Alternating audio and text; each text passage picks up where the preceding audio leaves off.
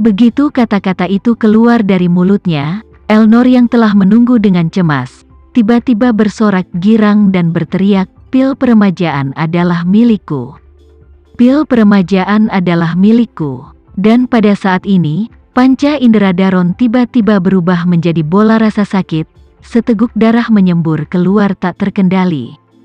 Beberapa orang di sekitar yang berlumuran darah hanya ingin mengutuk, tapi tidak menyangka darahnya hanya menghabiskan sisa energi terakhir. Seluruh orang langsung terlatih-tatih dan kehilangan kesadaran.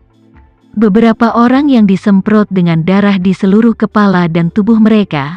Begitu mereka melihat lelaki tua itu langsung sekarat, satu persatu mereka tidak terlalu peduli dan dengan kesal mulai menyeka darah dari tubuh mereka. Karl buru-buru memegang Daron yang tidak sadarkan diri, lalu dia mengulurkan tangan untuk merasakan denyut nadinya.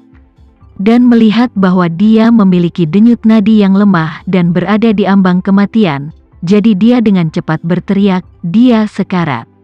Panggil ambulan." Pada saat ini, pintu kotak lantai 2 yang mengarah ke pagar lantai 2 didorong terbuka. Dan Sinta panik, berbaring di pagar lantai 2, berteriak, "Kakek! Tuan Yanuar, apa yang terjadi dengan kakek?" Karl menatap Sinta dan berkata dengan sedih, "Nona Sinta, tuan dia. Saya khawatir dia tidak akan berhasil." Sinta tiba-tiba pingsan dan berteriak pada staf, "Nyawanya dipertaruhkan, panggil ambulans."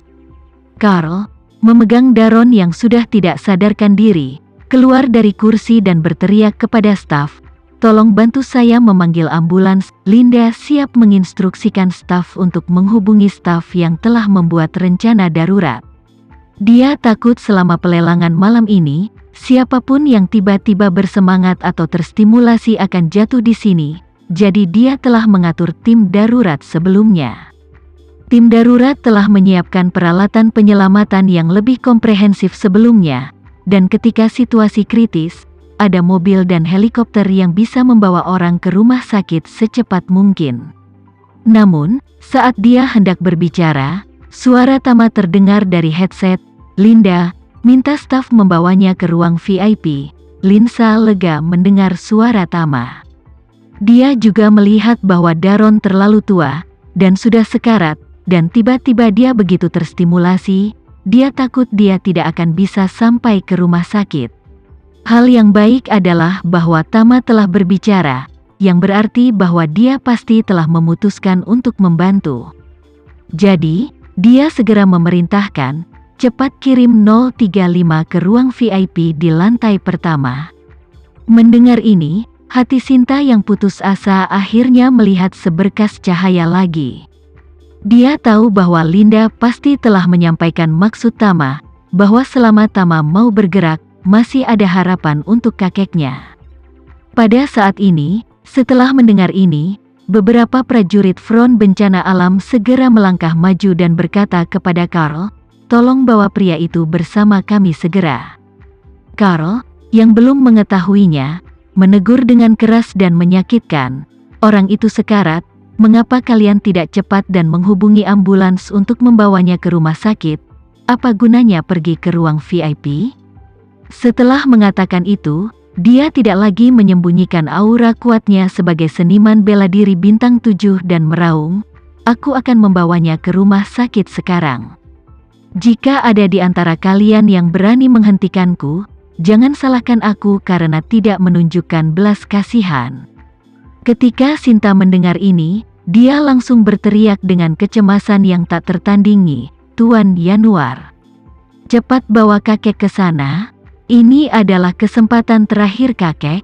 Karl menatap Sinta dan melihat bahwa nada suaranya sangat tegas.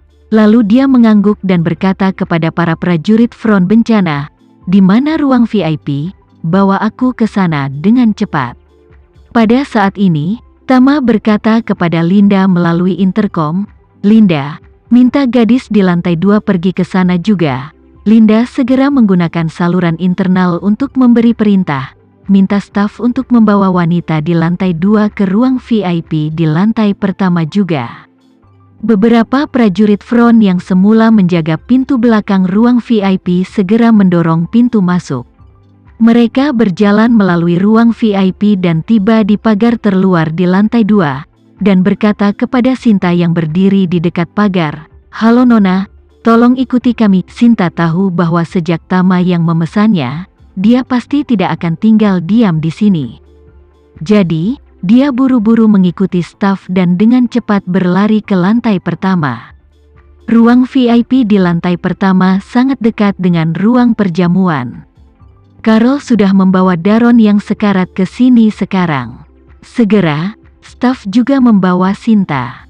Begitu Sinta memasuki pintu, dia tidak lagi peduli dengan identitas gandanya dan segera melompat ke sisi Daron, tersedak dan bertanya, "Kakek.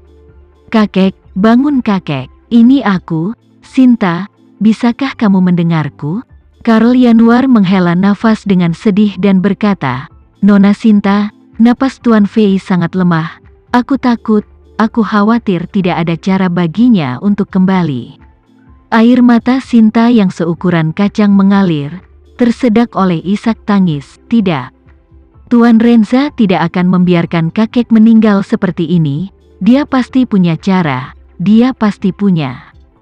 Carol Yanuar menghela nafas, "Saya melihat bahwa pil peremajaan memang dapat menghidupkan kembali orang mati, tapi Tuan Fei sekarang, biasanya tidak bisa lagi mendapatkan uang untuk membeli." Sinta juga tahu bahwa kekuatan kakek sekarang direbut oleh paman tertua.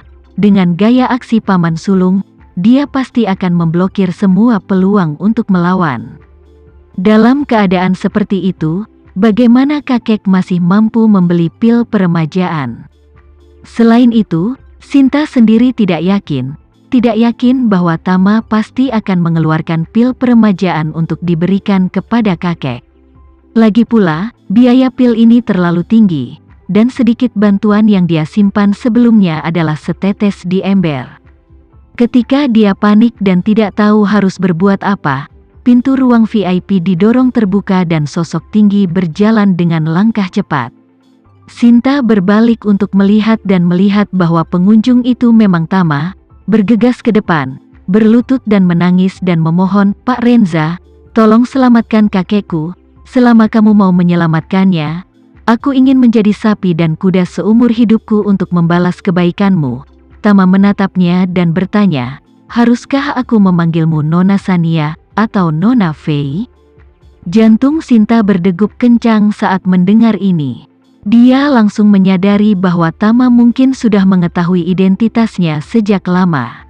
Jadi, dia buru-buru menundukkan kepalanya dan mengaku, "Maaf Tuan Renza, nama saya Sinta Fei, saya cucu dari keluarga Fei, bukan beberapa Sania Feier, tapi aku tidak bermaksud membohongimu, aku hanya ingin lebih dekat denganmu dan berteman denganmu terlebih dahulu, agar kakek itu bisa mendapatkan pil peremajaan." Mengatakan itu, dia juga menjelaskan, "Alasan mengapa saya menggunakan identitas Sania Feier. Apakah saya takut Anda memiliki wawasan awal tentang tujuan saya, dan saya menggunakan identitas Sania Feier untuk mendekati Anda, hubungi mertuamu dan istrimu. Dalam hal ini aku tidak ada niat jahat, tolong kasihanilah, maafkan saya atas apa yang saya lakukan." Tama mengangguk tanpa komitmen dan berkata dengan acuh tak acuh, "Menyelamatkan nyawa itu penting, mari kita kesampingkan masalah ini untuk saat ini." Sinta menatapnya dengan cemas dan bertanya dengan ragu, "Tuan Renza, bisakah kamu menyelamatkan hidup kakekku?" Tama baru saja akan berbicara ketika seorang prajurit dari front kataklismik datang ke sisi Tama dan berbisik, "Pak Renza, Tuan Carlen VIP." Lelaki tua itu meminta audiensi di pintu. Tama mengangguk dan berbicara, "Cepat undang pria itu masuk." Segera setelah itu, prajurit front bencana alam mengundang Carlen yang tampak khawatir masuk. Tama dengan hormat bertanya, "Tuan Carlen, apa yang membawamu ke sini?" Carlen buru-buru berkata, "Saya baru saja melihat Daron muntah darah dan pingsan, jadi saya khawatir."